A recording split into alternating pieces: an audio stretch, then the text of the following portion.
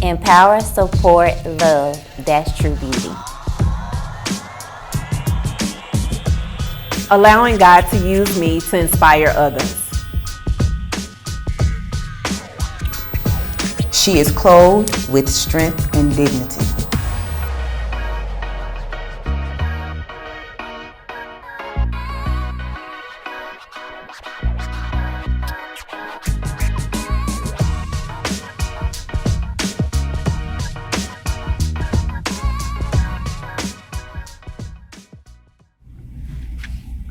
Welcome to Sis To Sis. Hey, y'all. Did y'all miss us? Because we sure missed you. Look, watch, like, and subscribe to our channel at Sis To Sis 1988, as well as follow us on all our social media platforms at Sis To Sis 1988.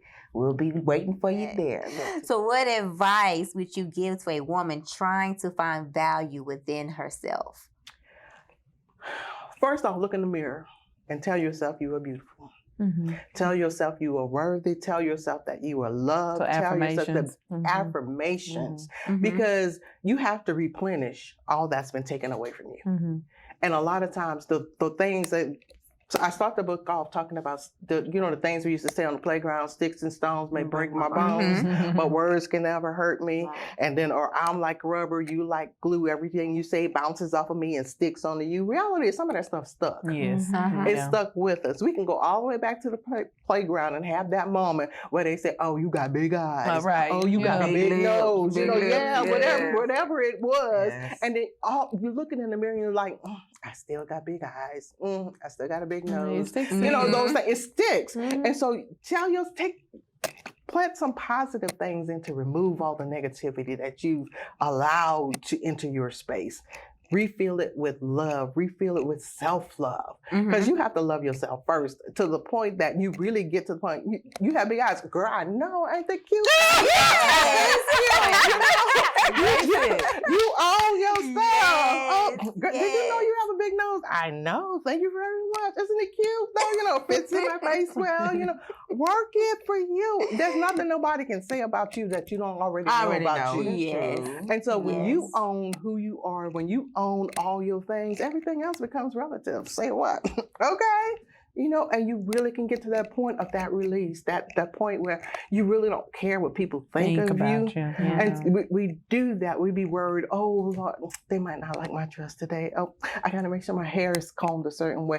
You can't judge me by my hair. I don't think any African American woman can be judged by. You never know what style I'm wearing. Right. I'm walking in the joint. Right.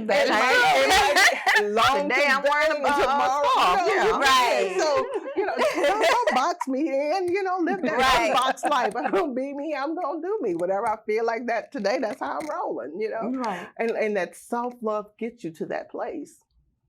Self-love, y'all. Self-love. Mm-hmm. Self-love. So what was your inspiration behind writing your book? Oh, all the women that I've met that are still carrying that baggage, that are still living that hurt life, that it's just, everybody has a story.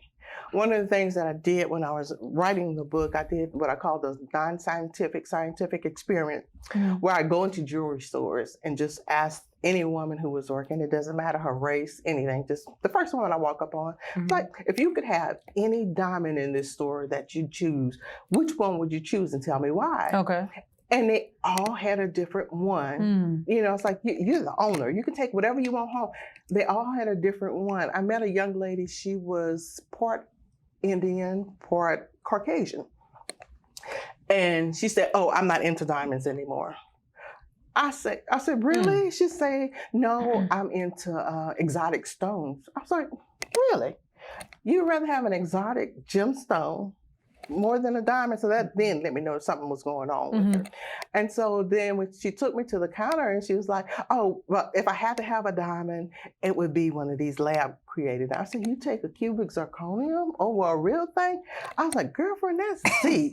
And so when I laid out for her the 4 C's, she opened up to me and revealed all the hurt that she was holding inside. This woman didn't know me from Adam. We having service. We having prayer and deliverance service at the counter in the jewelry store.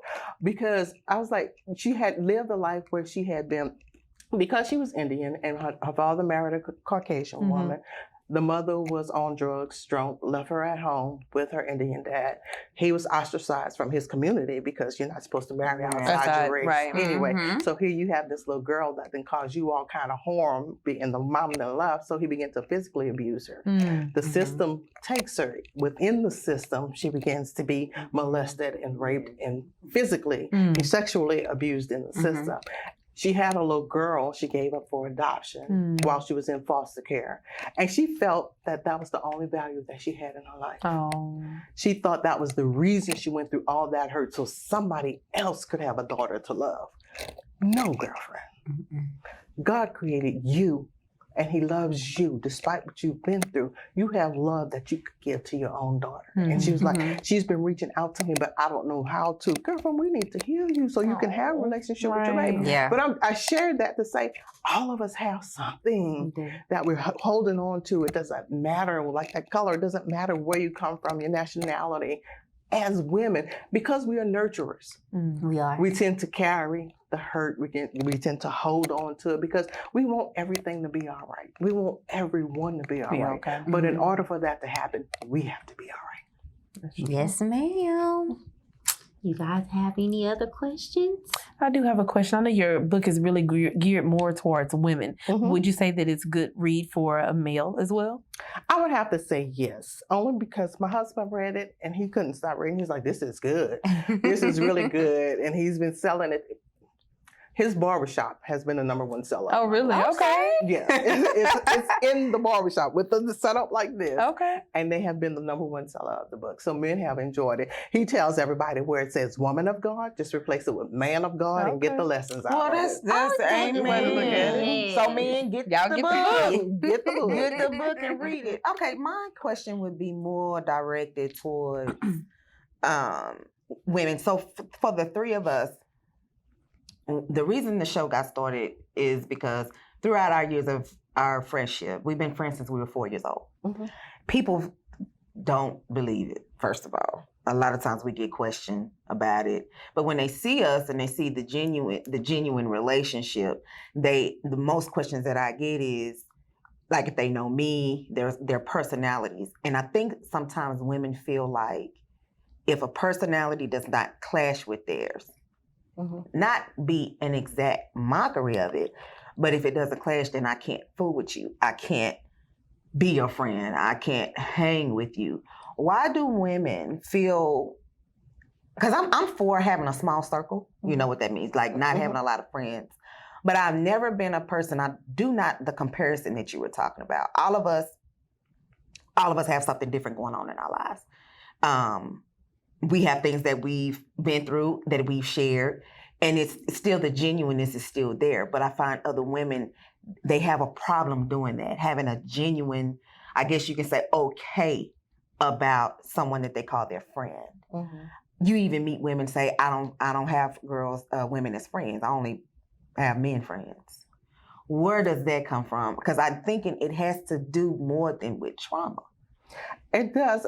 But it has to deal with the society that we're in, because everybody has something that they want to be. And it's hard for you to accept someone who's real when you're not being real. When you haven't come into a full understanding of just who you are, to be able to accept somebody for who they are, faults and all. You know, because a lot of times, like you said, you're not going to have a relationship where you're all doing the same thing and you're all on the same page, then you all have a problem. And that's what I be trying to explain to people when they ask it, and it seems like I can't get through to them. They can't see. They don't see it. They don't see this. You see what I'm saying? They don't understand how it was possible. Because people think in order to have a friend, they have to align with me where I am, and they have to agree with me on everything that I do. A real friend means tapping you on the shoulder. Hey, sis, you out of line. That wasn't a good move. I can't tell you what to do or how to do it, but that's not good for you. That wasn't cool for you. And to be able to talk through disagreements, you know, because you'll be friends with somebody for 10 years and all of a sudden today you went left when she wanted to go right. And so y'all can't be friends anymore.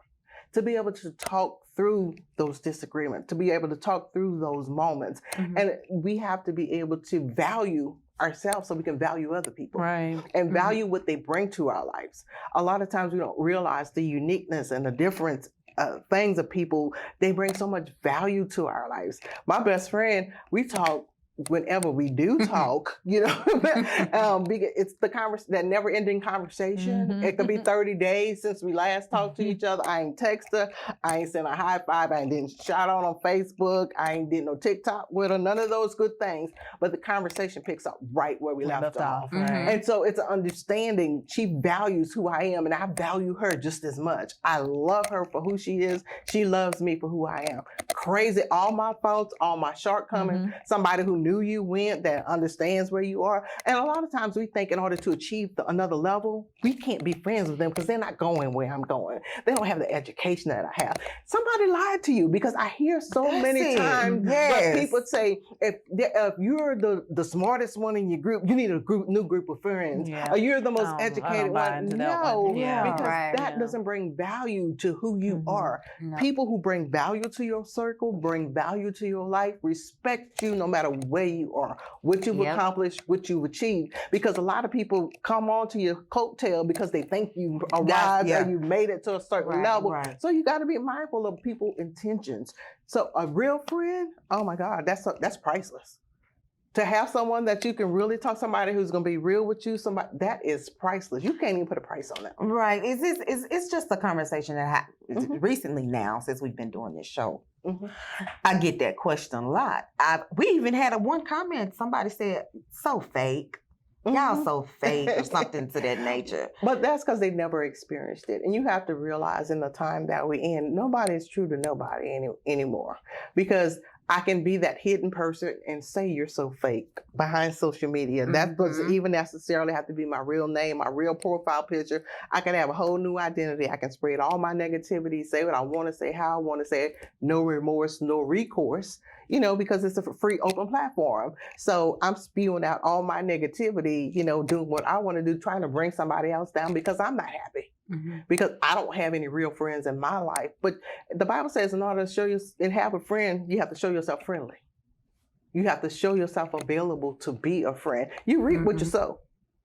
No matter how you put it out there, you reap what you sow. So if you're full of negativity, that's what's going to be drawn to you. Exactly. Negativity. And I will say that. And I think that's the piece. We've never been. It's a lot of things we've never been. Let me say that. I made a comment earlier about, you know, our socialism could be better. But we just been like that since we was kids. It's just been the same group. But I'm not absent when I'm around other women. You see what I'm saying? But when they look at the show, they'll return to me. I looked at the show. Y'all really been friends since y'all were 4, and y'all ain't never had. I didn't say we ain't never had any issues. Please. Don't look at the show thinking that we've been able to work through our issues. But that's what real friendship does. You see what I'm saying? It's not seeking a perfection that you're not. It means that we can grow in this thing together. Because I tell people, I've been married for 33 years. I wouldn't want my husband to have to deal with that girl that he married 33 years ago. I'm just gonna talk about me. I ain't trying to talk about nobody else. You have to grow. You have to evolve. You have to change. You have to gain wisdom. And then so if you're still operating in that same mentality that you had from when you was in junior high, you know those people that still talking about the track meet that they lost or the basketball game that they didn't win. Oh, when I was cheering, I was this, you know, oh, they couldn't beat me in the hoops, you know, this. Grow up. You know, there's so much more to life than where you used to be. You're missing your future. You're missing all these brand new great opportunities. You're still mad because you lost that track meet back in the day. You have to be able to evolve and grow. And you have to have people around you that's willing to grow with you. That's willing to change with you, because y'all wouldn't have the friendship, the relationship that you have if one of you was still like, nah, girl, we got to go to the club, get tipsy tonight. You know, that played out in the 80s. You know, we're going to go and hang out. We're going to go and have this. We're going to do this. Your mindset, your heart set, your desires should evolve with growth. with growth. And I think most importantly, we just have to, and I think we've said this back before, just have to learn to accept people exactly for who they are, For who they honestly. are. Because we're all three different people. Yeah. Totally three And different people people as see a it whole. now that we're But in you this have camera. to, in order to have that bond and that friendship, you have to accept people exactly where they are, exactly for who they are. Do we bump heads sometimes? Do we disagree? Yes, we do. But we just have to accept each other for who we are, though. Yeah. So It's just me dealing with trying to be motivational. I'm promoting this show. I'm promoting our friendship, right? And I just want to say the right words. And I don't want people thinking, y'all ain't never, she was like, y'all ain't never got into it. I didn't say that. But I sweet, think baby. we said that though before. have On the said show, it. we do. Yes. We don't always agree, even when We it have comes said down to it. the show. Sometimes we don't agree on things, but we work through. I think we know. work through that, and you respect one another. To me, that's just any type of relationship. Yeah, You know, you should respect what the other person says. Sometimes we have to compromise. Maybe I don't agree, or maybe you don't agree, or maybe you don't agree, but we just roll with it, you know. And the majority rules, you know, on that. So I don't know why people question that so much. I don't know. They do. Y'all know they Yeah. do. I just want, when I am speaking on it, I want to be positive, and I don't want to, I don't want to sound like you ain't got no friend. Oh, you know what I mean? I'm trying to remain positive, because we're pushing positivity. We are pushing friendship. We're pushing womanhood. You can have that friend. You know, you don't have to be this negative person and you don't trust nobody and I don't do females. I just hang out with men. All the stuff that I've been hearing since we started this show, it's like, really, it's really bad out here. But then you realize the need for the show. The need for people to be able to see three unique individuals that are able to coexist, yes, have a genuine relationship, because some people have never seen that model before them. So where do I learn it from? Right. How do I get it? They're repeating what they've heard. They're living what they've seen. So they've never seen anyone have a true relationship. They've never seen anyone agree to disagree and keep moving. and do it in love. Right. And do it in Yeah. love. And that's why even like so many relationships fall apart. So many marriages That is fall true. apart. Yeah. Because the first time you disagree, look, I don't have to deal with this, I'm out. But no, you know, for better or for worse, you're gonna have some bad days. And then when you see that somebody else living with your bad thing that you let go, and you're living in those regrets because you didn't have the nerve to humble yourself. Right. To check yourself and make Right. sure, because we can do better. We can have pure relationships. That doesn't mean that we have to always agree that on everything that we do. You know, if you didn't wear yellow today, then you can't be my friend anymore. You know, because you know today was yellow day. It'd be simple things like that a lot of times, and that's the thing. But if you look at the television shows, if you look at everything that's before, and that's a lot of people who live their lives on the fake lives that are before them. That's made for television. You know, that's not as reality as they say that TV show is. That is not reality. Right. Ain't none of it real, but you want to be the next housewife. No, I ain't gonna be able to do it. You know? It's just, I'm not trying to come after nobody. Really, I'm not. You know? I'm not. That's what. But that's Yes, what's ma'am. before everyone. Yes. These television, these things, and so we're lost in that false reality. Right. And so it's hard for us to find genuineness because we don't even know who we are at most times. Right. Right. Okay. Awesome. I'll keep pushing this positivity then. It's needed. I do have one other question, kind of Sure. to switch gears a little bit before we close out there. I know you've mentioned it a few times, and I think that it's so exciting just to see Black love. I know you mentioned that you've been married for 33 years.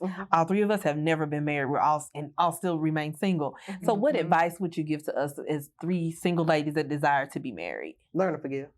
Okay. It's like it's But a yeah. staple in a relationship. It really is, because you're even like just by having this friendship and having those things, don't reduce your standards, but don't set your standards to a way that every man, I got this checklist, if he don't check every box, that can't be my boo. You know, and a lot of times we miss out on a good man because he didn't meet all the things on our checklist or a good relationship. But don't go in it to something that you know you can't deal with and say, oh, I'm gonna make it work, I'm gonna change him. That ain't happening either. But you grow in time, you evolve in things, and sometimes a person may not be able to react or respond a certain way because they've never been exposed to those type of elements, to know how to communicate. They've never been exposed to in a relationship where they've seen communication. So it's things like that you can work on. Things like that you can build on. So it's not saying everybody in a relationship, before I can have love, that it has to be perfect and everything has to check a list. And so a lot of times we miss out on that. But in order to make a marriage last, that's the one thing that I've learned. You have to be willing to forgive. You have to be willing to agree to disagree and not hold it over, not bring it. I used to be that person, for real. No, you remember back 3 years ago when I said I want to go to the store and you said no. How dare you tell me no now? I used to be that person, for real. I had to grow up. I was a mess. And a lot of times you are. But praise the Lord, my husband was able to love me through the mess that I was, so I can get to the person that he saw all along. And oh yeah, she here now. All right, we Gucci, But so you can't. He used to always say, because you feel you're right, does that make me wrong? Because we disagree. Of course, that make you wrong. I have to learn. No, that doesn't make you wrong. We can have differing opinions, and we can see things in different way, but we can still come together and grow together beyond those disagreements. So it's by the grace of God. If anybody asks me, how you say it? By the grace of God. I'm not even going to tell you that we were perfectly matched. It's not for me, like my parents have been married. They've been together a long time, honey. They've been together, married 40 years.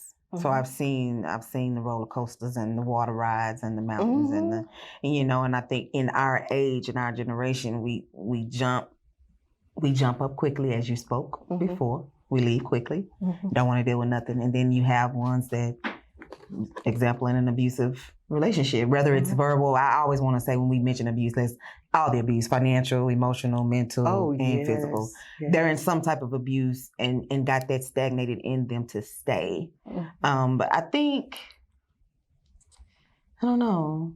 People look at us, y'all this, y'all that, and y'all ain't got no husband. Something wrong. I asked somebody to say, something wrong with y'all. What's wrong with y'all? I think it's interesting, though, that we're able to build a friendship because, like I said, relationships are relationships is the way that I see them. So we're able to tolerate each other for 30-something plus years. We can't no husband, let me say that. Because we get into relationships and things like that. We've been in relationships, but we've never even been married, though. Yeah, so. Yeah, but we've been proposed to. Yeah. Yeah, so it's just we just knew better. I'm gonna just be honest. We just knew better. We had those conversations. So I don't think it's nothing wrong. I really don't. I don't think nothing is a mistake. They say he that finds a wife finds a It's a good good thing. thing. So Yeah, somebody's it's not trying our to find his time good yet. thing. That's right. Thank you, We Miss gotta Adrian. keep hope alive. Our time Keep hope alive. coming. That's right. It really is. Well, thank you, Miss Adrian, Yes, so much for joining my us. You're pleasure. a breath of fresh air. Yes. Again, everybody, please get this book. I'm going to let her give you your website. www.IamAdrianWoods.com. There you go. IamAdrianWoods.com. And I am.